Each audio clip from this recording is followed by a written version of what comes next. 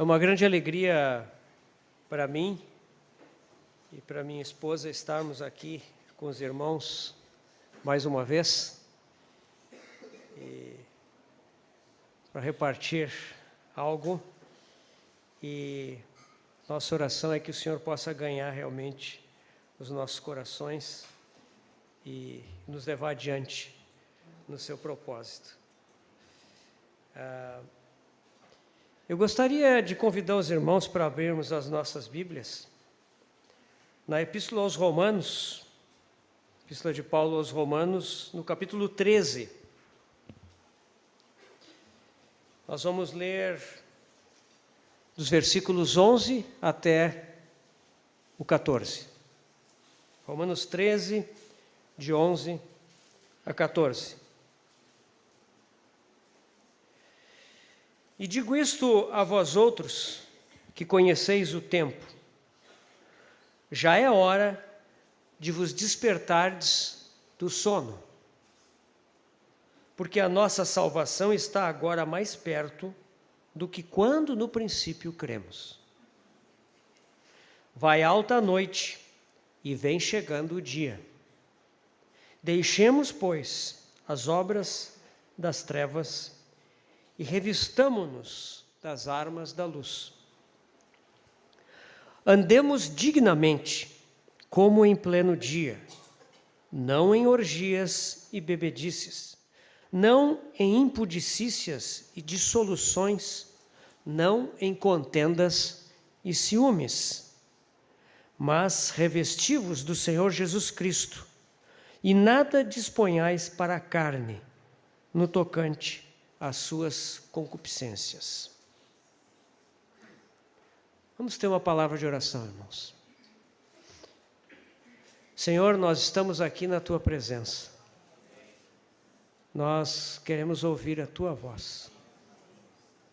Se a voz que for ouvida for a voz de homens, de nada isso valerá na Tua presença, Senhor. Somente Tu tens as palavras de vida eterna. E, portanto, nós precisamos nessa noite, Senhor, das Tuas palavras de vida eterna. Nós precisamos do Teu Espírito Santo, soprando sobre a Tua palavra eterna, ungindo, Senhor, tanto aquele que fala, como aqueles que ouvem, para que a Tua palavra venha do céu, seja distribuída como pão no nosso meio. Fortaleça-nos diante de Ti, Senhor, e frutifique para a Tua glória. Então nós pedimos isso a Ti nesta noite, Senhor. Céu aberto para Te ouvir e corações abertos e dispostos para receber a Tua palavra. Entregamos esses momentos nas Tuas mãos, agradecidos por podermos estar aqui juntos como Teu povo, Senhor. Muito obrigado, Senhor. Em nome de Jesus é que nós oramos, ó Pai. Amém. O tema do nosso estar juntos aqui é a urgência do despertamento espiritual. Esse versículo que nós acabamos de ler da Epístola aos Romanos, desde que o irmão Luiz me falou a respeito do tema da conferência, esse versículo me veio ao coração.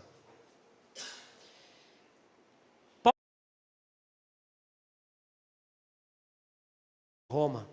Uma igreja que ele não conhecia quando ele escreveu essa epístola, mas uma igreja que já era dele pelos relatos de outros. Uma igreja grande, com muitas reuniões em casas na cidade de Roma, e que certamente estava tendo um impacto muito grande naquela cidade que era a capital do mundo naquela época. Paulo escreve aquela síntese tão maravilhosa sobre a obra de redenção de Deus, do capítulo 1 até o capítulo 8. E depois ele fala do capítulo 9 ao 11 sobre o propósito eterno de Deus com o seu povo, coletivamente. E ao final, capítulos 12 ao 16, ele vai falar sobre a igreja, ele vai falar sobre coisas práticas em relação à vida da igreja, o corpo de Cristo. E ali que Paulo traz essa palavra. Já é hora de vos despertardes do sono. E ali parece que há uma exortação muito clara do apóstolo Paulo àqueles crentes em Roma. Por que é necessário despertar do sono? Porque a nossa salvação está agora, como diz Paulo, mais perto do que quando, a princípio, nós cremos. Vai alta a noite e vem chegando o dia. Paulo está se referindo à vinda do Senhor ocorresse em seus dias. Então ele exorta os irmãos a despertar do sono. Por quê? A salvação deles, a plenitude da salvação deles estava mais próxima. É claro que Paulo aqui não está falando, irmãos, da salvação inicial, do receber a salvação quando nós cremos. Ele está falando aqui para crentes. Ele está falando a respeito do coroamento da salvação, do dia da glorificação dos nossos corpos. Daquele dia em que encontraremos o Senhor, seremos transformados à sua imagem, em plenitude. E é por isso que Paulo os exorta os crentes em Roma a despertarem do sono. E é por isso que ele diz: deixemos, pois, as obras das trevas e revistamo-nos das armas da luz. Andemos dignamente como em pleno dia, não em orgias e bebedices, não em impudicícias e dissoluções, e não em contendas e ciúmes. Não andemos em torno dos nossos prazeres, em torno de alegrarmos a nós mesmos com tantas coisas que esse mundo oferece. Não andemos em coisas impuras, fontes de dissolução, de degradação. Não andemos entre nós em contendas e ciúmes. Essas são apenas alguns exemplos das obras das trevas que podem estar ocorrendo no meio dos crentes. Ao contrário disso, revistamo-nos do Senhor Jesus. Do Senhor Jesus Cristo. E nada disponhamos para a carne no tocante às suas concupiscências. Vou pedir um minuto aqui para os irmãos.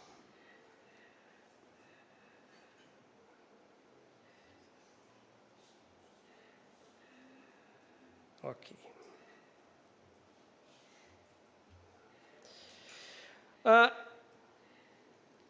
Nós vamos tratar aqui, em 3 sessões que teremos com os irmãos, de algo que me parece muito importante no despertamento espiritual dos cristãos, que é a questão da consciência da vida eterna. Então, o nosso tema vai ser a consciência da vida eterna. O meu objetivo é, nessa primeira sessão, tratar do fato da vida eterna. O que é essa vida eterna que nós recebemos? E na segunda e na terceira sessão, nós vamos tratar do processo da vida eterna. Uma vez que esse fato da vida eterna se torna claro para nós, que nós adquirimos plena consciência do que é isso, nós vamos notar que essa vida eterna em nós, ela gera um processo, ela detona um processo nas nossas vidas. E esse processo, nós necessitamos cooperar para que ele tenha a sua plena frutificação nas nossas vidas. Então, vamos tentar entender o que é esse fato da vida eterna, essa consciência da vida eterna em nós. E aonde essa vida eterna vai nos conduzir, como cooperar com essa vida eterna que está em nós, para que nós não caiamos no sono, para que nós não fiquemos vivendo um cristianismo adormecido, um cristianismo muito aquém da sua plenitude. O que aconteceu no nosso novo nascimento? Será que quando nascemos de novo, houve um impacto real? E se ele houve, será que esse impacto inicial, ele continua a se desdobrar nas nossas vidas? Ou será que nós entramos num processo de adormecimento, do qual nós precisamos ser despertados na hora em que nós estamos vivendo, à luz da vinda muito próxima do nosso Senhor? Hoje nós vemos, irmãos, uma condição muito triste na cristandade em geral. Nós vemos cristãos envolvidos com política, envolvidos diretamente em tentar mudar esse mundo através dos meios deste mundo. Nós vemos cristãos tentando viver para enriquecer, engrandecer a si mesmo, ter sucesso nessa vida, achando que essa é a maneira de testemunhar que o Senhor está em nós. Nós vemos cristãos envolvidos em movimentos sociais, e aqui não vai nenhuma condenação à atividade social, à ajuda, mas quando isso está dissociado do testemunho vivo do Evangelho do Senhor Jesus, isso se torna apenas uma atividade. E às vezes se torna um meio de apaziguar a angústia que nós temos por fazer coisas para o Senhor. Muitos cristãos também estão envolvidos num cristianismo de entretenimento, um cristianismo voltado a satisfazer as suas almas, talvez deprimidas, talvez agitadas. E aí tem muitas atividades para distrair, entreter os cristãos. Infelizmente, nós vemos o cristianismo mergulhado nessas coisas. Nós também vemos, no meio da igreja, muitas coisas que nos entristecem tanto, né, irmãos? Hoje em dia nós vemos tantas famílias destruídas, casais separados ou se separando, casais vivendo de uma forma miserável, com um ambiente ruim em casa. Famílias com os filhos indo para o mundo, se desviando do Senhor. Às vezes, tristemente, são os filhos que são fiéis a Deus e vêm os pais esfriar no caminho de Deus. Então nós vemos essas coisas, e isso, toda essa desestruturação, toda essa fraqueza que nós vemos nos deixa intrigados. Muitos cristãos na igreja estão estagnados. Muitos cristãos vivem uma vida de frequentar reuniões. Uns mais frequentes, outros menos. Mas parece que é suficiente ir a uma reunião, ir ao partir do pão, ir ouvir a palavra do Senhor de vez em quando. A reunião de oração eu não vou falar porque eu não conheço lugar, espero que aqui entre os irmãos isso não seja verdade, né? Eu não conheço lugar onde a reunião de oração é a menos frequentada de todas as reuniões da igreja.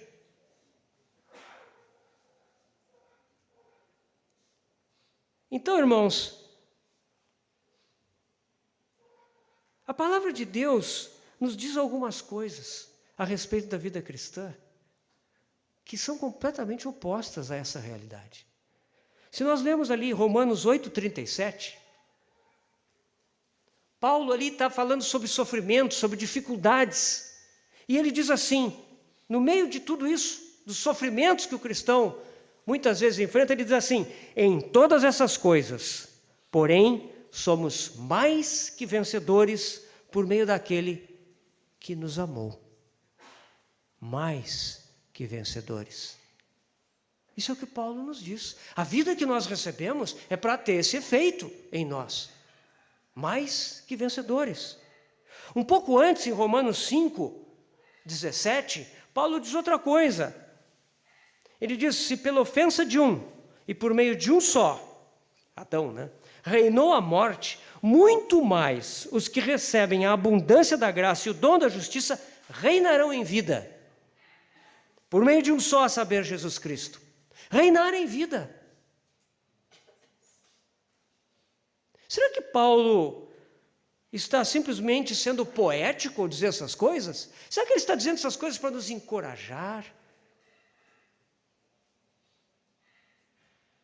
Mas ele está dizendo que nós temos uma vida em nós que nos faz mais que vencedores, que nos leva a reinar em vida.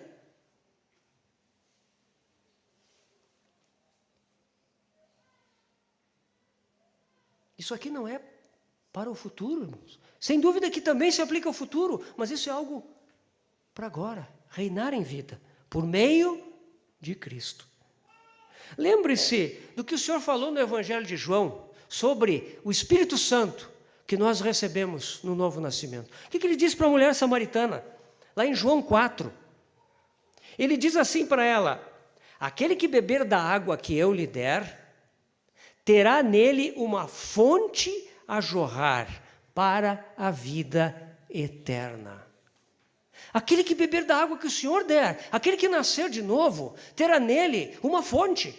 Ou seja, ele não somente será plenamente satisfeito, mas aquela água que o Senhor deposita nele se torna uma fonte e ela jorra, ela extravasa para a vida eterna.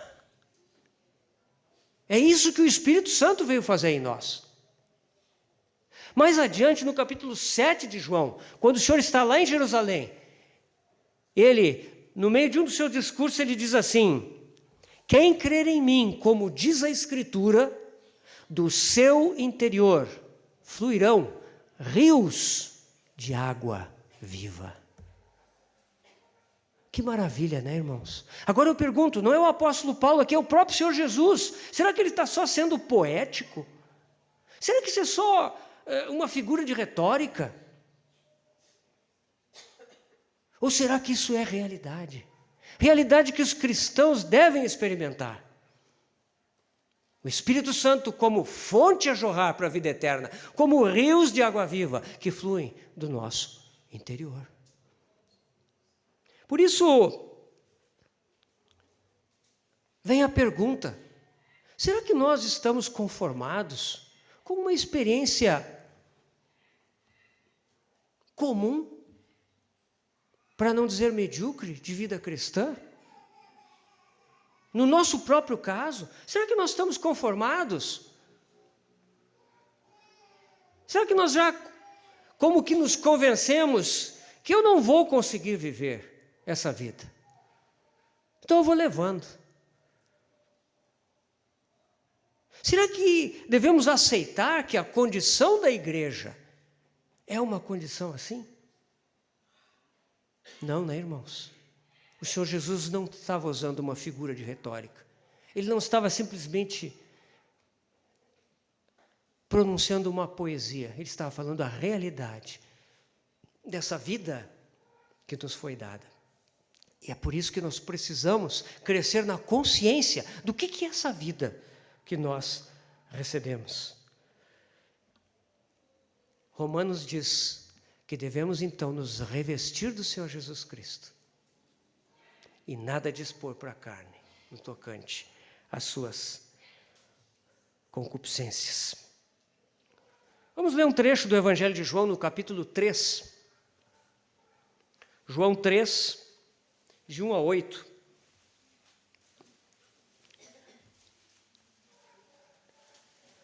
É o diálogo entre Jesus e Nicodemos.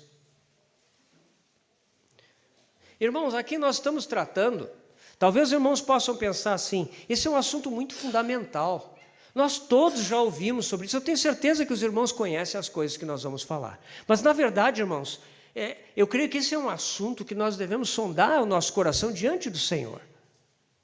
Não para acusação, mas para que realmente sejamos despertados para realidades celestiais que nos são dadas em Cristo Jesus. e para que nós vivamos à luz dessas realidades. Do contrário, nós estaremos adormecidos, apartados da verdadeira expectativa que a vida cristã nos traz. João 3, de 1 a 8. Havia entre os fariseus um homem chamado Nicodemos, um dos principais dos judeus. Este de noite foi ter com Jesus e lhe disse: Rabi, sabemos que és mestre vindo da parte de Deus, porque ninguém pode fazer estes sinais que tu fazes, se Deus não estiver com ele. A isto respondeu Jesus: em verdade te digo, se alguém não nascer de novo, não pode ver o reino de Deus. Perguntou-lhe Nicodemos: como pode um homem nascer sendo velho? Pode porventura voltar ao ventre materno e nascer segunda vez? Respondeu Jesus: em verdade te digo, quem não nascer da água e do Espírito não pode entrar no reino de Deus. O que é nascido da carne é carne. O que é nascido do Espírito é Espírito. Não te admires de eu te dizer: importa-vos nascer de novo. O vento sopra onde quer, ouves a sua voz, mas não sabes de onde vem, nem para onde vai. Assim é todo o que é nascido do Espírito. Aqui, o Senhor Jesus ele diz coisas muito fundamentais a respeito da vida que nós recebemos no novo nascimento. Primeiro, ele diz que esse nascer de novo, na verdade, irmãos, literalmente isso aqui é nascer do alto. É um novo nascimento também, mas é um novo nascimento do alto. Ou seja, essa vida, ela é uma vida de natureza diferente da vida que nós recebemos biologicamente. É uma outra vida, né? É algo distinto do nosso nascimento natural. É algo celestial em sua natureza. Quando Nicodemos replicou com aquela pergunta, ele mostrou que entendeu um pouco disso, né? Tem um pouco de ironia na resposta de Nicodemos. Ele pergunta: como é que um homem pode nascer sendo velho? Pode entrar dentro do ventre da mãe e nascer de novo? Nicodemos já era velho, provavelmente nem tinha mãe viva.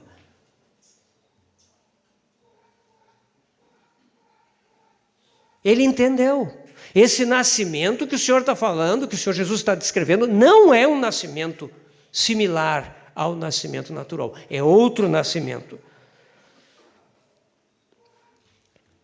Primeiro o Senhor fala em nascer do alto.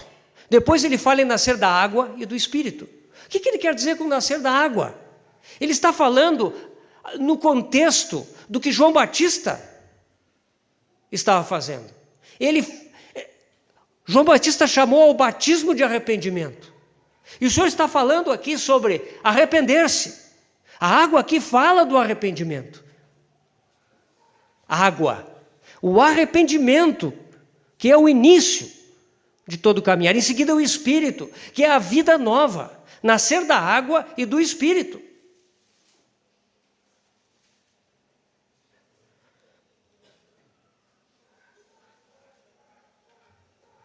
E o Senhor enfatiza muito: o que é nascido da carne é carne, o que é nascido do Espírito é Espírito. E vocês entendem, meus irmãos, aqui o Senhor Jesus ele fala de uma forma muito elementar, ele fala de coisas fundamentais.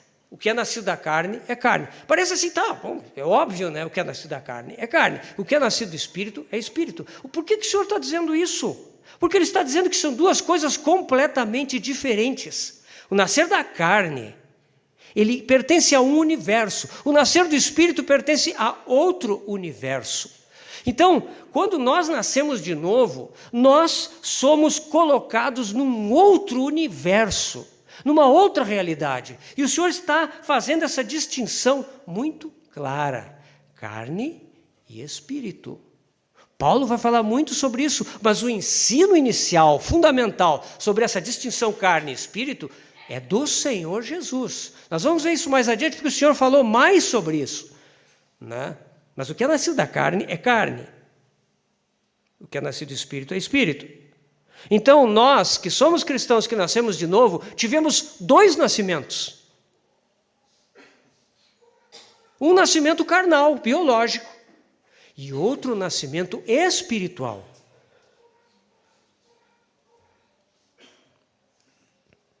É importante distinguir essas 2 coisas. Nós não vamos entrar agora nas implicações disso, mas eu quero salientar para os irmãos esses fatos, tá? Em seguida, nós vemos o tema do reino de Deus. Nos 2 versículos aqui de João, ele vai falar sobre o reino de Deus. E quem não nascer do alto, ou de novo, não pode ver o reino de Deus. Ou seja, meus irmãos, só o novo nascimento nos concede essa faculdade da visão espiritual. Então, aqui nós temos outra coisa que nos é dada no novo nascimento: visão. Mas ele diz aqui, né? Se alguém não nascer de novo, não pode ver. Se alguém nasce de novo, poderá ver, mas precisará utilizar essa faculdade espiritual da visão, segundo essa nova vida. A mesma coisa ele diz: quem não nascer da água e do Espírito não pode entrar no reino de Deus. Então, aqui nós vemos que esse tema do reino de Deus é um tema muito importante no novo nascimento, porque o nascido de novo ele pode enxergar esse reino, se ele usar a capacidade de visão espiritual que ele recebe. E enxergando, ele poderá entrar no reino de Deus. Então, aqui nós vemos que existem muitas coisas que estão aqui implicadas. O Senhor fala: o vento sopra onde quer. Não sabes de onde vem nem para onde vai. Assim é todo aquele que é nascido do Espírito. O que isso quer dizer? Isso quer dizer que essa vida que nos é dada do novo nascimento é uma vida inexplicável. É uma vida que não é capaz de ser entendida em termos humanos, porque é uma vida que será conduzida pelo Espírito, por algo interior, por uma vida que está em nós. Essa vida vai nos conduzir e daqui a pouco nós vamos nos ver andando em caminhos que nós compreendemos por causa da nossa comunhão com o Senhor, mas que não são compreendidos, às vezes nem pelos irmãos. Então, essa é uma vida, meus irmãos, muito diferente da vida natural. E o grande problema com essa questão da consciência da vida eterna é que nós desconhecemos o que aconteceu conosco, muitas vezes, no novo nascimento.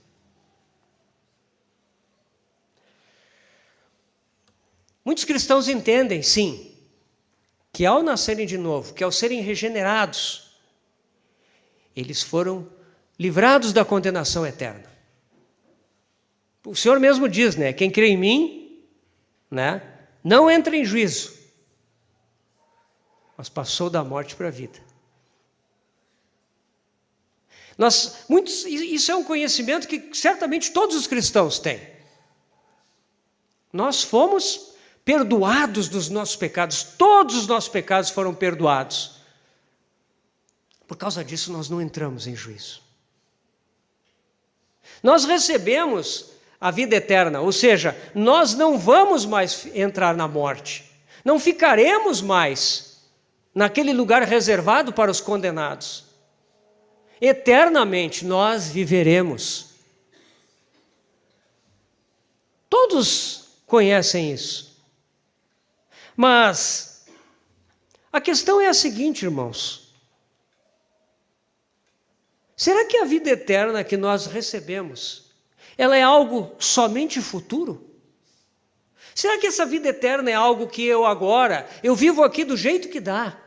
Eu procuro fazer o melhor que eu posso.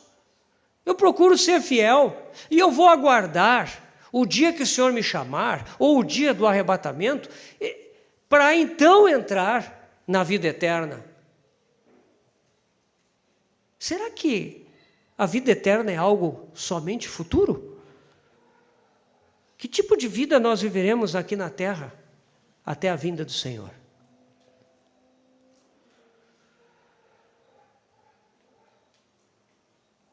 Então vem essa colocação, irmãos. Será que estamos conscientes de que recebemos uma vida nova, um novo nascimento? Um novo princípio de vida invadiu o nosso coração. Está lá dentro de nós. Há uma nova vida em nós. E essa vida, ela não é um mero poder, uma influência. Essa vida é uma pessoa. Uma pessoa veio viver em nós. Irmãos, isso é óbvio. Todos nós diríamos, é claro, um cristão é alguém que nasceu de novo, Cristo veio viver. Mas, irmãos, será que nós temos plena consciência disso? Tem uma pessoa vivendo em nós. Como é o nosso relacionamento com essa pessoa? Tem um irmão que diz que o cristão, ele é uma pessoa com dupla personalidade. E num sentido isso é verdadeiro. Porque existem duas pessoas. Eu mesmo, eu com a minha personalidade, com a minha alma, que Deus criou, e que não será destruída nem anulada. Mas agora tem uma outra pessoa que tem uma individualidade própria, que tem uma forma de viver, de falar, de pensar, ela está em mim. Como está a nossa interação? Como está a nossa interface com essa pessoa? Temos vivido nessa consciência de que carregamos essa pessoa dentro de nós? Isso é algo que nesses dias do fim precisa ser despertado na vida dos cristãos. Em João, no capítulo 14, versículos 16 e 17, o Senhor nos fala um pouquinho mais sobre isso. João 14, 16 e 17. O Senhor diz assim: e eu rogarei ao Pai, e Ele vos dará outro Consolador, a fim de que esteja para sempre convosco. O Espírito da verdade, que o mundo não pode receber, porque não o vê, nem o conhece. Vós o conheceis, porque Ele habita convosco e estará em vós. Agora, versículo 20 a 23 desse mesmo capítulo 14.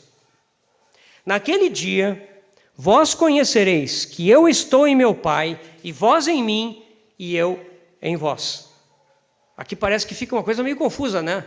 Mas pense bem, o que o Senhor está dizendo? Naquele dia, quando o Espírito Santo for derramado, os discípulos conheceriam que o Senhor está no Pai. E nós estamos nele. E Ele está em nós. O Espírito Santo veio revelar essa realidade. Essa união entre nós e o Senhor Jesus conosco. Aquele que tem os meus mandamentos e os guarda, esse é o que me ama. E aquele que me ama será amado por meu Pai. E eu também o amarei e me manifestarei a ele. Disse-lhe Judas, não Iscariotes: de onde procede, Senhor, que estás para manifestar-te a nós e não ao mundo? Respondeu Jesus: se alguém me ama, guardará a minha palavra. E meu Pai o amará, e viremos para ele, e faremos nele morada. Pense bem no que esse versículo final aqui está dizendo. Aqueles que guardam a palavra do Senhor, meu Pai o amará, e viremos para ele, e faremos nele morada. Aqui nós vemos que a Trindade veio habitar em nós. O Senhor está falando do Consolador, queria nos mandar o Consolador, e o Consolador em nós daria essa consciência. Mas a presença do Consolador, ela traz a realidade do Pai e do Filho, da própria Trindade, habitando no interior do cristão. Meus irmãos, que coisa maravilhosa isso! Isso deve ser alvo da nossa meditação. E mais até do que da nossa compreensão, deve ser motivo da nossa adoração, do nosso louvor. Muitos gostam de tentar compreender com a mente as coisas de Deus, mas uma das melhores formas, irmãos, de nós compreendermos é adorarmos, é reconhecermos a grandeza dessas realidades que nós não conseguimos explicar, mas que o Senhor Jesus fez por nós. O Pai, o Filho e o Espírito estão presentes na nossa vida, porque Ele prometeu que eles fariam morada em nós. Habitação. Que coisa maravilhosa.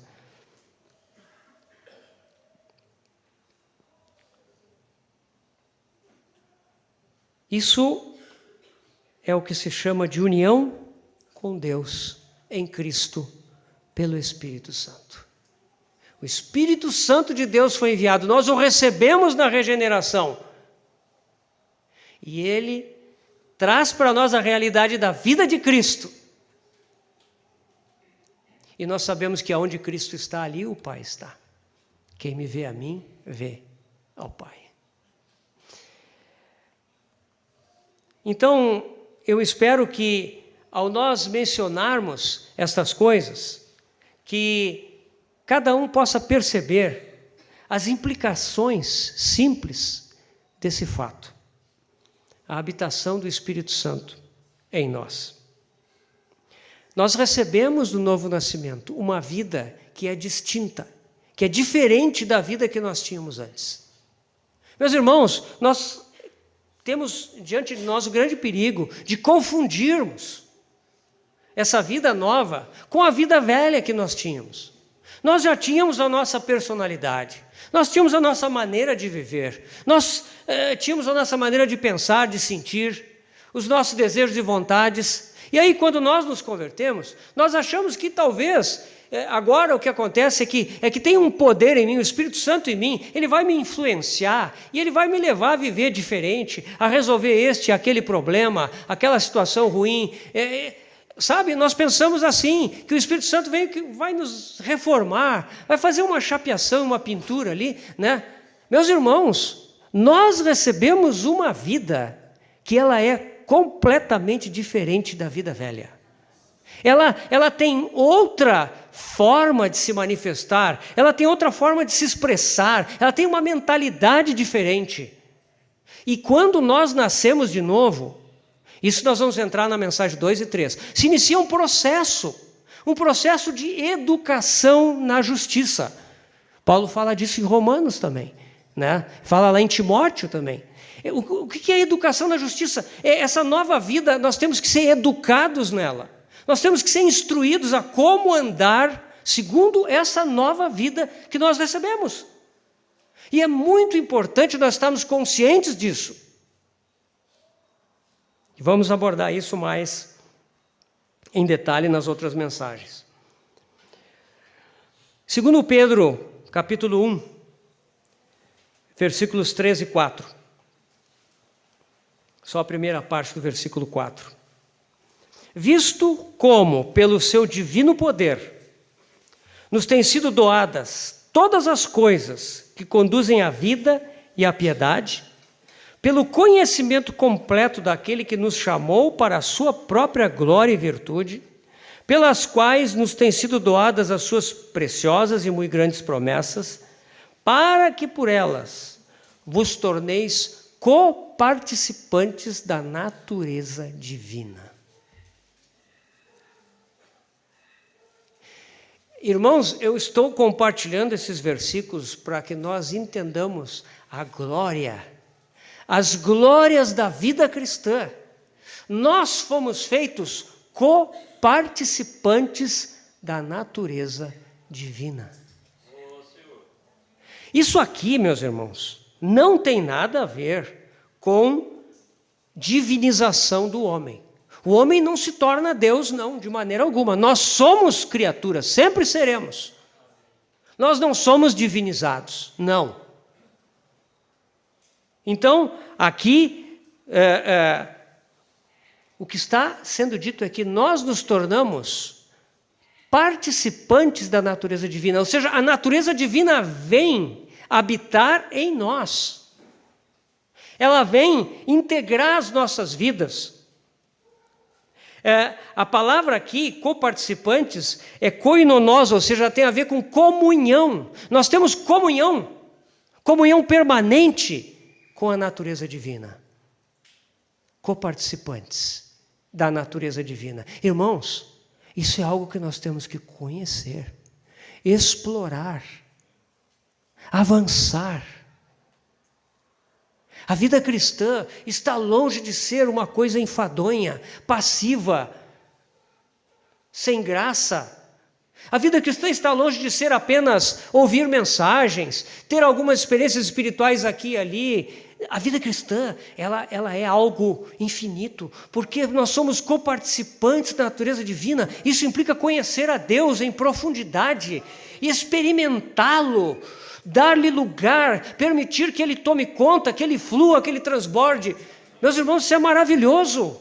Essa é a vida cristã, para a qual nós somos chamados coparticipantes da natureza divina.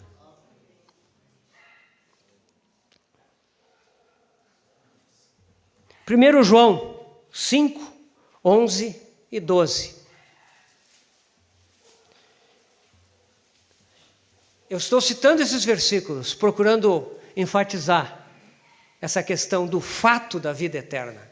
A importância de termos consciência do que esse fato da vida eterna em nós significa.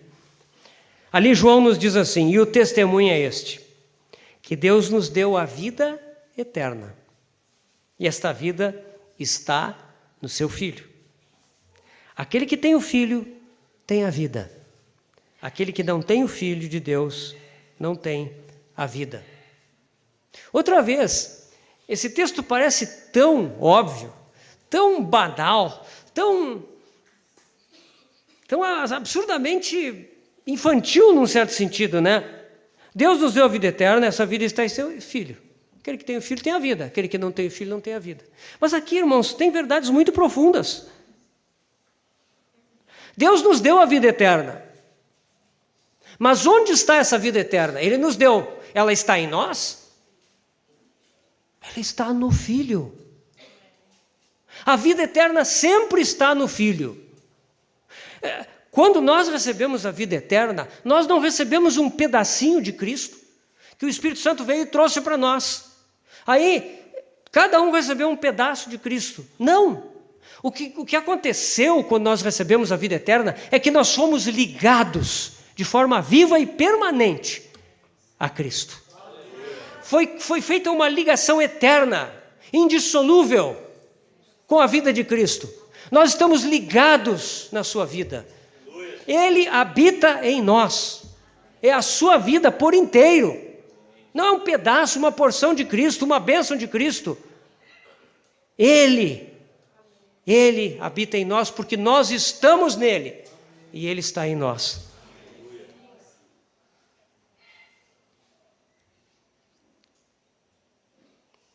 Isso nos leva a outro texto do Evangelho de João importante, nesse sentido, que é João 15.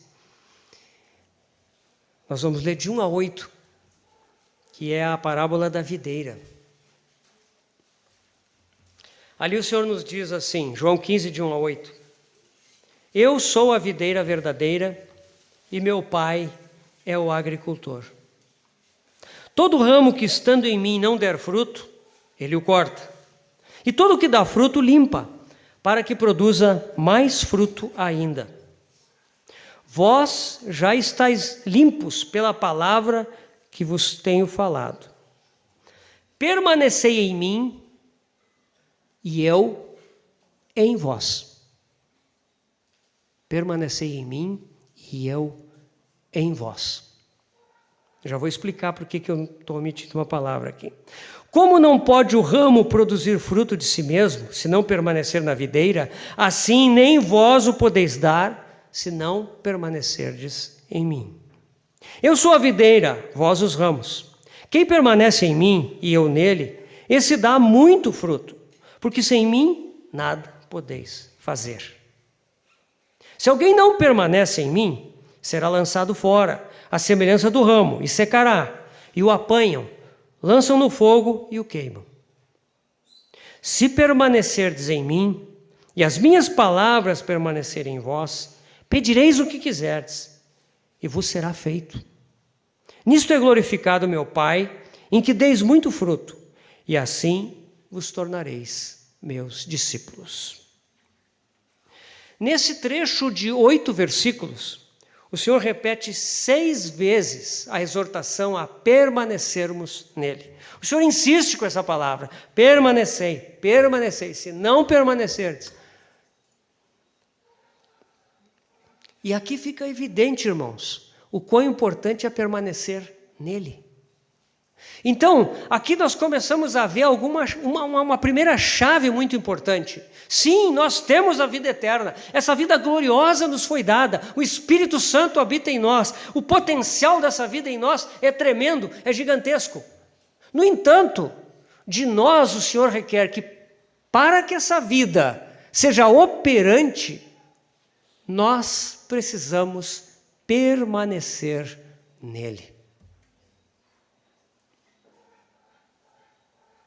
Não se trata de algo passivo, não se trata de algo que eu simplesmente fico na expectativa de que o Senhor vai derramar o Espírito Santo, o Senhor vai me impulsionar. Não, irmãos, isso aqui é uma cooperação ativa de permanecer nele, de permanecer em comunhão ativa com ele, de permanecer contemplando ele, de viver na presença dele.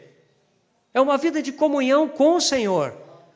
E essa vida de comunhão, ela nos leva a esse permanecer na videira, ou seja, nele.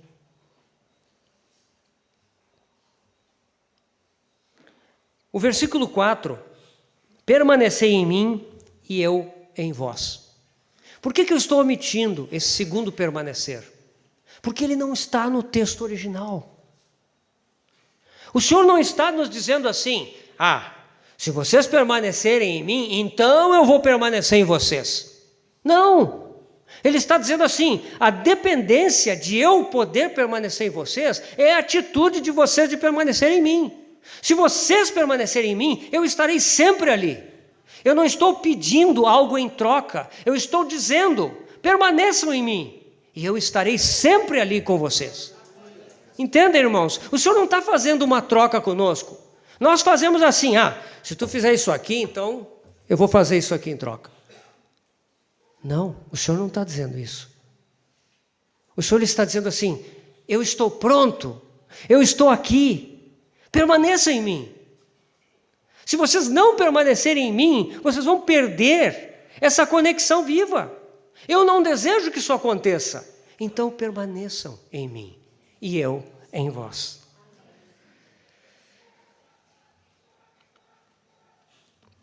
Só poderemos experimentar a plenitude dessa vida eterna que nós recebemos se permanecermos nele. Então isso é muito importante, irmãos.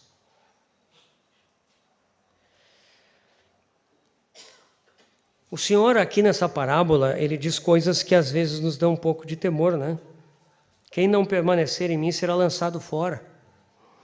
A semelhança do ramo, e secará, e o apanham, lançam no fogo e queimam. E nós podemos pensar assim, puxa vida, se eu não permanecer no Senhor, eu vou perder a minha salvação. Meus irmãos, não vamos tão longe assim. Efésios 1,13 nos diz que o Espírito Santo que nos foi dado é o selo da nossa salvação. Nós já passamos da morte para a vida. A salvação que nos foi dada é eterna. Graças ao Senhor por isso. No entanto, se nós não permanecermos em Cristo, se nós não dermos fruto, e não é fruto que nós produzimos, porque o fruto, ele é produzido espontaneamente pela vida que há dentro, né? Então, quando nós permanecemos na videira, a seiva da videira ativa em nós, ela produz fruto. Isso é o resultado de uma vida ligada à videira. Mas se nós não permanecermos na videira, não daremos fruto e seremos cortados e lançados fora. Paulo diz em 1 Coríntios 3,15: se a obra de alguém se queimar, sofrerá ele dano, mas esse mesmo será salvo, todavia, como que através do fogo. Meus irmãos, se nós não permanecermos na videira, nós não vamos perder a vida eterna. Mas eu sei que isso é uma questão de interpretação, irmãos. Então, se você não crê nessa interpretação, tudo bem, né? Tem pessoas, muitos creem de outra forma, mas eu entendo que isso aqui faz muito sentido. A Escritura fecha com a Escritura. Então é por isso que eu apresento isso para os irmãos. Quando Paulo está dizendo que vai haver um julgamento, o tribunal de Cristo, um julgamento das nossas obras, e aquilo que for fruto de nós permanecermos em Cristo, isso será ouro, prata e pedras preciosas. Isso passará pelo fogo. O fogo é benéfico para essas coisas, purifica. Mas, se nós não permanecermos, aquilo que nós fizermos será madeira, feno, palha. E quando nós chegarmos diante do tribunal de Cristo, na presença do Senhor, isso se queimará. Isso significa perder a recompensa, perder o galardão, perder o reino milenar. Claro, não pense que isso é pouca coisa, irmãos. Isso é muita coisa. Mas a sua salvação não estará perdida. Mas o meu tema não é esse. O meu tema é o seguinte: se nós permanecermos na videira, então esse dia não é um dia para que nós temamos. Se nós permanecemos em Cristo e Ele permanece em nós, então nós daremos muito fruto. E esse dia não é motivo de temor algum.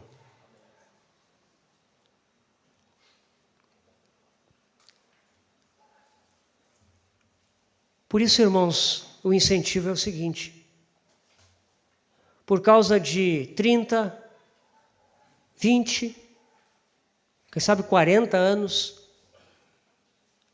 de caminho da cruz, que você deixou, que você não caminhou com o Senhor,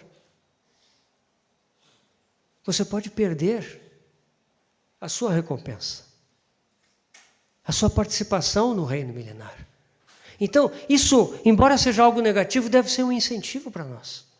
Meus irmãos, hoje, se nós caminharmos o caminho da cruz, se nós andarmos com o Senhor no caminho da cruz, então, nós estaremos permanecendo nele. Nós daremos fruto. E nós estaremos com ele no reino milenar. Esse é o incentivo para que essa vida que nós recebemos no novo nascimento, essa vida não fique dormente. Essa vida possa ser despertada no seu pleno potencial. Essa vida seja extravasada. Por isso que nós precisamos ter consciência dessa vida, conhecer essa vida eterna que nos foi dada. A vida eterna não é uma questão, eu recebi a vida eterna 35 anos atrás quando eu fui salvo. Não, a vida eterna está em mim agora. E essa vida, ela deve se manifestar, ela deve criar em mim uma nova cultura, novos valores, uma nova forma de falar, de pensar, de viver, de se relacionar. Nós ganhamos uma vida nova. Essa vida está no seu Filho. E nós precisamos permanecer nele.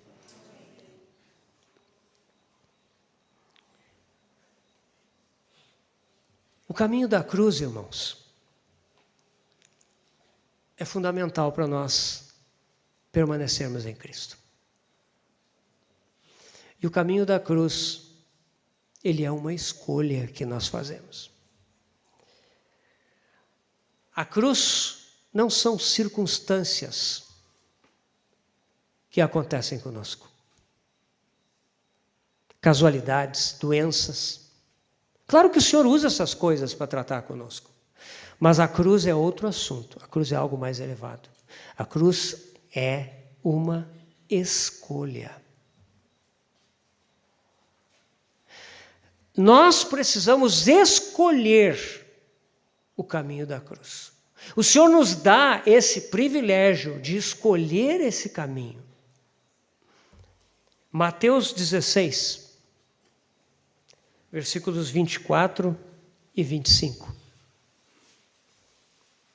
Então disse Jesus a seus discípulos: se alguém quer vir após mim, a si mesmo se negue. Tome a sua cruz e siga-me. Porquanto quem quiser salvar a sua vida, aqui a palavra vida é alma, né? Perdê-la, vai perdê-la. E quem perder a vida por minha causa, achá-la, vai encontrá-la. O caminho da cruz é algo voluntário, é fruto de uma decisão nossa.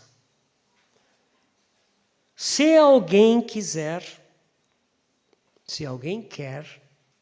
vir após mim. O Senhor aqui não está perguntando meramente se nós queremos a vida eterna, se nós queremos a salvação. Ele está perguntando se nós queremos o caminho do discipulado, que é o caminho da cruz. Se você quiser esse caminho, então, a si mesmo se negue. Tome a sua cruz e siga-me. Meus irmãos, o Senhor, Ele não impõe o caminho da cruz sobre os seus filhos. Nunca diga: a minha esposa é a minha cruz, ou o meu marido é a minha cruz. Meu filho é a minha cruz, meu pai, minha mãe é a minha cruz. Meu chefe no trabalho é a minha cruz, meu vizinho é a minha cruz. Não. A cruz é algo que você escolhe. Eu quero, Senhor, eu quero esse caminho. Eu quero negar a mim mesmo. Meus irmãos, isso é um caminho sobrenatural. Nós não conseguiremos negar a nós mesmos, senão por essa vida eterna que nos foi dada.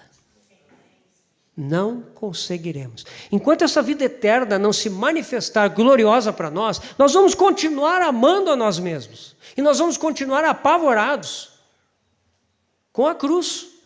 Nós não vamos querer a cruz, não. Nós vamos continuar nos achando a nossa vida é tão maravilhosa. Minha vida é tão maravilhosa, minha família é tão maravilhosa, meu trabalho é tão maravilhoso, tudo é tão maravilhoso ao meu redor. Mas quando nós conhecemos o nosso Senhor e a vida, a sua própria vida que nos foi dada, então nós somos capacitados a entender o caminho da cruz.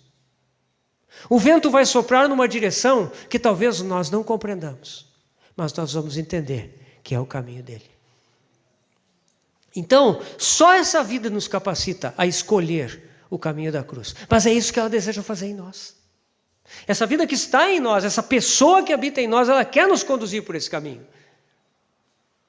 Meus irmãos, quando o Senhor diz isso, parece assim que o Senhor está dizendo uma coisa pesada.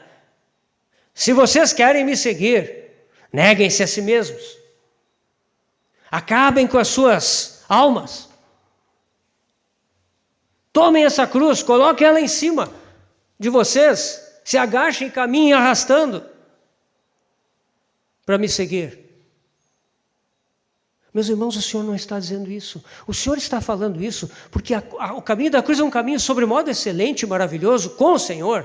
E o Senhor sabe que se nós carregarmos as nossas tralhas, as coisas velhas, a nossa vida velha, nós não vamos conseguir.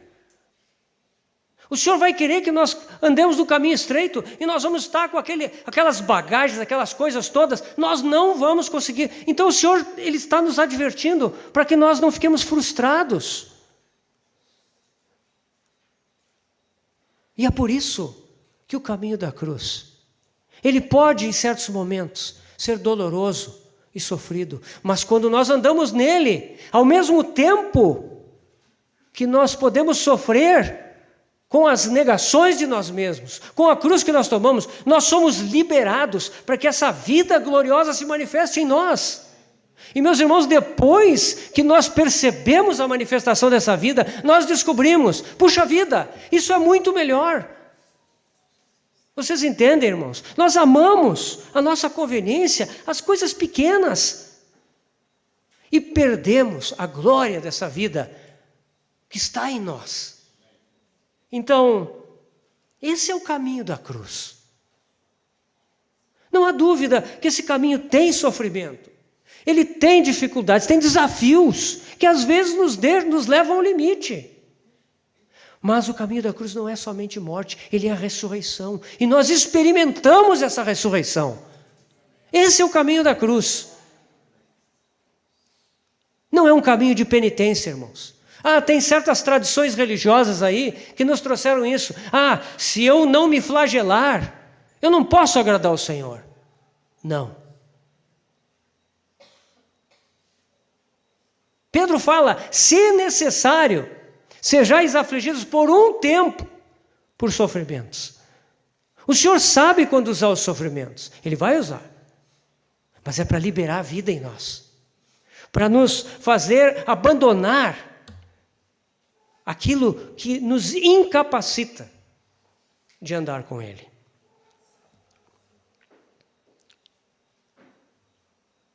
Mateus 11, 28 a 30.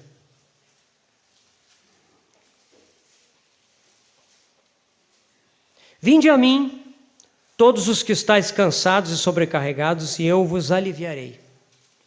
Tomai sobre vós o meu jugo, e aprendei de mim, porque sou manso e humilde de coração, e achareis descanso para as vossas almas, porque o meu jugo é suave e o meu fardo é leve. Meus irmãos, esse é o caminho da cruz. Quando nós tomamos a cruz, nós tomamos o jugo do Senhor. E nós tomamos aquele jugo e nós podemos sentir a dor, a limitação. Mas aí, quando nós olhamos para o nosso lado, nós vemos que alguém está carregando o jugo junto conosco. Aquela canga da carroça ou do arado, né? Nós vemos que tem alguém do lado. É o jugo do Senhor. O Senhor está carregando o jugo conosco. Meus irmãos, quando nós descobrimos que estamos debaixo do jugo, mas que o Senhor está carregando o jugo conosco, meus irmãos, isso muda completamente a história. Isso é uma glória. O nosso Senhor está ali conosco. Ele está carregando o jugo conosco. Tomai sobre vós o meu jugo e aprendei de mim, porque sou manso e humilde de coração. O jugo do Senhor é suave. O fardo do Senhor é leve. Por que nós não achamos descanso para as nossas almas? Por que será que muitos cristãos não conseguem descansar? Achar descanso nas suas almas? Por que muitos cristãos têm tremendos problemas? Porque estão carregando o seu fardo e estão colocando sobre si um jugo que não é o do Senhor.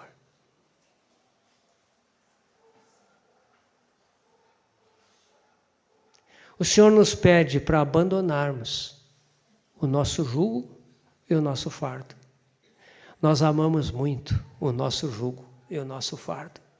Nós queremos levar adiante a nossa vida como nós achamos melhor. Por causa disso, não tem descanso. Por causa disso, nós sofremos. O Senhor pede para deixarmos. Abandonemos o nosso próprio jugo. O jugo dos nossos projetos, das nossas ideias, das nossas preferências, das nossas vontades, dos nossos próprios pensamentos e ideias, das nossas emoções tão desfocadas e centradas em nós mesmos. Ele pede para tirarmos esse jugo, colocarmos o jugo dele. E os nossos fardos, Nós tomamos sobre nós fardos, fardos familiares, fardos profissionais, fardos de projetos de vida, de posses e tantas coisas. Isso não nos deixa descansar. O Senhor quer que nós tomemos o fardo dele. Ele tem fardos para nos dar. Sabia, irmãos? Ele tem fardos para dar para cada um de nós. Os fardos dele. O jugo dele é suave e o fardo dele é leve. Esse é o caminho da cruz. A vida eterna, afinal, irmãos, é para o futuro ou é para hoje? Nós sabemos que o nosso futuro é maravilhoso. Nós não tememos a morte, né, irmãos? O próprio Paulo disse, né? Ele tinha o desejo de partir para estar com Cristo, que é incomparavelmente melhor, né? Então, a vida que nós recebemos, ela nos dá essa esperança futura. Mas não é possível nós pensarmos que essa vida, ela é uma coisa que nós recebemos, essa vida eterna, e ela permanece como uma coisa adormecida, né? Que nem um casulo que fica parado lá e um dia ele vai brotar e vai desabrochar. Será que essa vida eterna deve ficar assim dentro de nós, adormecida, paradinha? Aí o dia que nós comparecemos na glória, essa vida aparece. Ah, que maravilha! Não, né, irmãos? Essa vida é uma pessoa. Ela está em nós hoje, agora. E ela quer se manifestar em nós de forma madura, de forma crescente. O caráter de Cristo expressado através de nós. Meus irmãos, isso é uma coisa tão maravilhosa, porque Deus não vem para destruir a nossa personalidade. Ele vem para trabalhar e destronar a nossa personalidade de estar no centro. Mas Ele quer que a nossa personalidade que Ele criou seja dirigida pela vida de Cristo em nós e se expresse de uma forma peculiar. Cada um de nós aqui tem a sua personalidade. O Senhor quer purificar isso. O Senhor quer tirar isso do centro. O Senhor quer fazer com que a nossa personalidade seja instrumento da manifestação da vida dele mesmo, através de nós. Isso é algo maravilhoso. Quando nós vemos o corpo de Cristo reunido, nós vemos aqueles muitos membros que têm funções diferentes, características diferentes, e quando eles estão juntos, quando eles estão interagindo, tudo isso se manifesta de uma forma tão maravilhosa.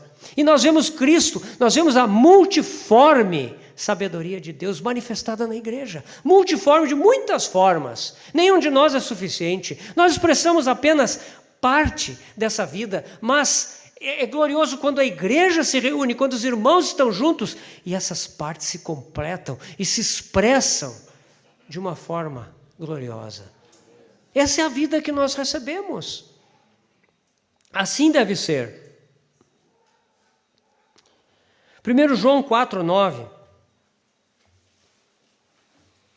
Nós estamos quase no final, irmãos. 1 João 4,9 diz assim: Nisto se manifestou o amor de Deus em nós, em haver Deus enviado o seu Filho unigênito ao mundo, para vivermos por meio dele. Como nós vivemos a nossa vida como cristãos? Por meio dele.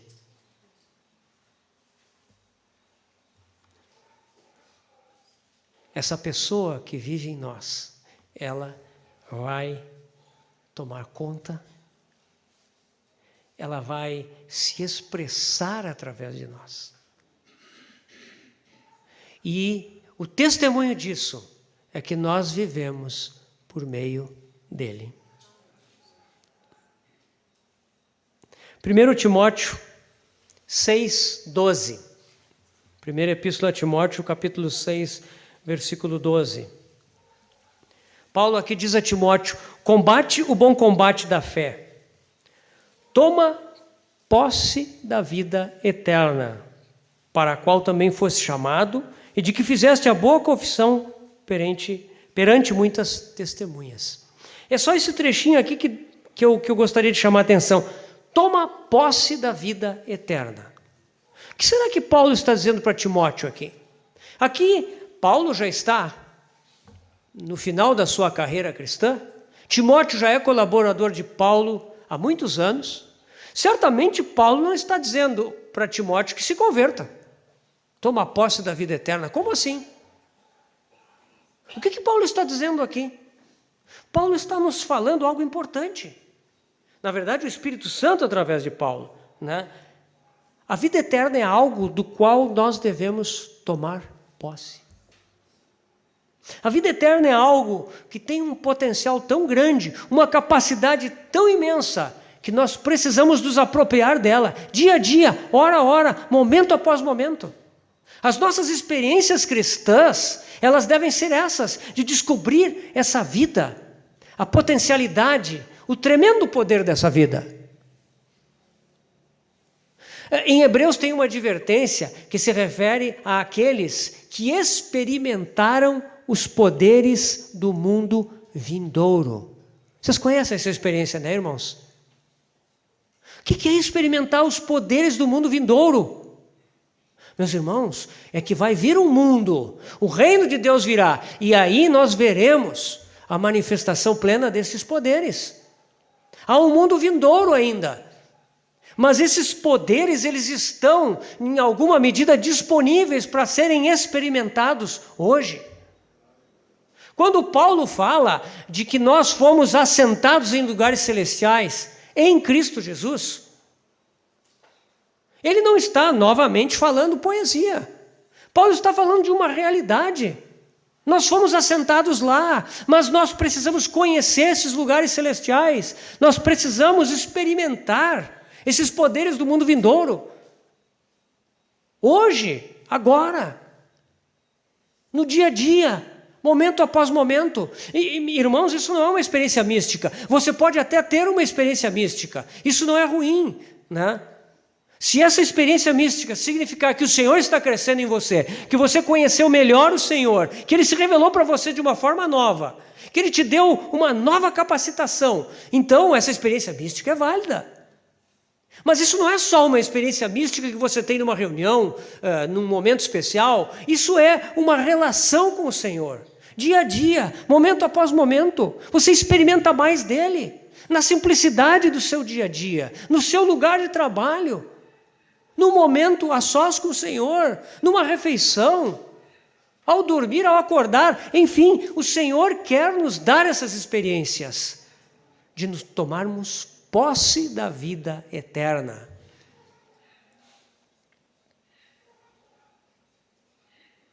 Tomar a plenitude da nossa herança.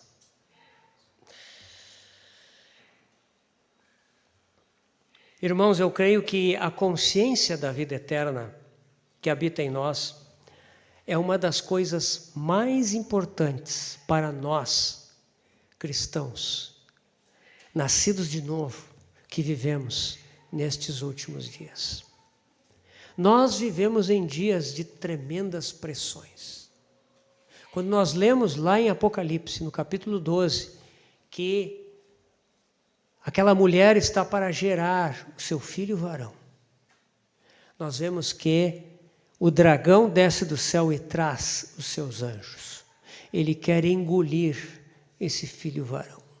Meus irmãos, hoje nós vemos Satanás movendo as suas hostes, se encaminhando para esse momento. Ele deseja engolir tudo que tem valor na igreja do Senhor. Ele quer destruir a vida na igreja do Senhor. Ele quer destruir a vida vencedora de Cristo na vida dos irmãos e das irmãs.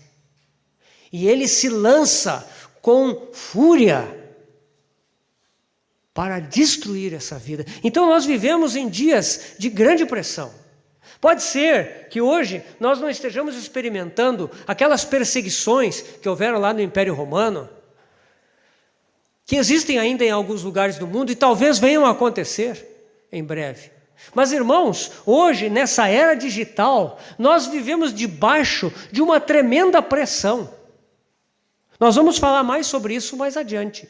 Mas o que importa é dizer, nós estamos sendo desafiados diariamente a estagnar, a dormir, a nos conformar com uma vida medíocre, rotineira com o Senhor, e a perder a noção de que a vida cristã é uma vida dinâmica. Ela precisa crescer. Meus irmãos, qualquer ser vivo é assim. As células se multiplicam, ele precisa crescer. E quando para de crescer, isso significa o quê? Doença. E pode trazer morte. A vida cristã ela precisa continuar crescendo. Ela é um renovar dia a dia. Ela é um crescer mais e mais até ser dia perfeito. Essa é a natureza da vida cristã. Essa vida que nós recebemos é uma vida de tremendo potencial. Queridos irmãos, nós vivemos num dia em que o conhecimento se multiplicou, como diz o profeta Daniel. Nós temos muito conhecimento. Em muitos lugares, quando alguém vem pregar a palavra, nós vemos muitos na congregação pegando seus celulares, conferindo no grego, conferindo na enciclopédia bíblica, no dicionário, para dizer que o pregador está errado, para dizer que não é assim. Meus irmãos, nós estamos cheios de arrogância por causa do nosso suposto conhecimento. A igreja de Laodiceia, que se nós tomarmos aquela leitura das 7 igrejas de Apocalipse como a história profética da igreja, a igreja de Laodiceia, ela é a última igreja das 7. E muitos irmãos dizem que essa última igreja retrata a condição da igreja antes da vinda do Senhor. O que essa igreja diz? Sou rica e abastada. Não preciso de coisa alguma. O que é a igreja de Laodiceia, a igreja dos nossos dias? É uma igreja que tem todo o conhecimento de Filadélfia, que conhece todas as coisas que foram conquistadas até Filadélfia, né? Que conhece a contribuição do movimento metodista, de John Wesley, Charles Wesley, que conhece a contribuição dos moravianos, que conhece a contribuição dos Irmãos Unidos da Inglaterra, Darby, Mackintosh, William Kelly, que conhece aquelas preciosidades sobre a vida da igreja, a vida de santidade, que conhece Austin Sparks, que conhece Watchman Nee, que conhece tanta coisa preciosa, mas se isto é apenas conhecimento, se isso é apenas uma enciclopédia de informação espiritual que está na mente, meus irmãos, isso significa Laodiceia. Estou rica e abastada e não preciso de coisa alguma. Qual é a outra característica de Laodiceia? Os irmãos sabem. O Senhor bate a porta. Por quê? Porque a igreja está se reunindo. A igreja está fazendo conferências, a igreja está louvando, está partindo pão, talvez até tenha reunião de oração com bastante gente, o que seria incomum. Ela está fazendo tudo isso. Mas onde está o Senhor? Ele está fora. Ele não está lá dentro. Então, irmãos, é nesse sentido que nós vemos uma era de vaidade espiritual sem devoção nos nossos dias. E o Senhor nos chama a meditarmos acerca da consciência da vida eterna que nos foi dada. Nós não fomos salvos apenas do inferno. Nós não fomos salvos apenas de sermos julgados. Nós não fomos apenas, não recebemos apenas um presente que significa viver para sempre. Não, nós recebemos a pessoa do Senhor Jesus em nós. Ele vive em nós. Ele está em nós. Ele vive com a sua personalidade em nós. Nós carregamos Ele quando andamos por aí. E, irmãos, nós devemos intensificar a nossa consciência dessa pessoa que está em nós. O quanto essa pessoa tem nos corrigido, o quanto ela tem mudado o nosso falar, o nosso pensar, as nossas atitudes. Será que Ele tem tido essa liberdade? Será que essa vida que está em mim não está aprisionada? Será que não sou eu que continuo vivendo com a minha vida natural, tendo recebido essa vida eterna, mas não permitindo que essa vida eterna governe, cresça, se manifeste? Essa é a questão do fato da vida eterna. Que o Senhor então possa abrir os nossos corações. Irmãos, eu sei que isso é algo, pelo menos até aqui o que eu estou dizendo é algo bem básico, mas é algo que eu creio que é tão importante, que nós sejamos despertados para isso. Nós temos uma vida em nós, uma vida tremenda e maravilhosa, uma vida cheia de virtude, cheia de graça, uma vida que deve extravasar em nós. Que desperdício! Se nós amarmos a nós mesmos, se nós nos rendermos às nossas circunstâncias, se nós vivermos aquém desse potencial, mas que o Senhor possa nos ensinar, que o Senhor possa nos despertar para que essa vida cresça e se expresse de uma forma vitoriosa, reinante, que nós não temamos o caminho da cruz, porque é um caminho de morte, mas é um caminho de ressurreição, de vida vencedora. Que o Senhor possa nos abençoar, irmãos. Amanhã nós continuaremos e, com a graça de Deus, no domingo, concluiremos este assunto da consciência da vida eterna em nós. Vamos orar.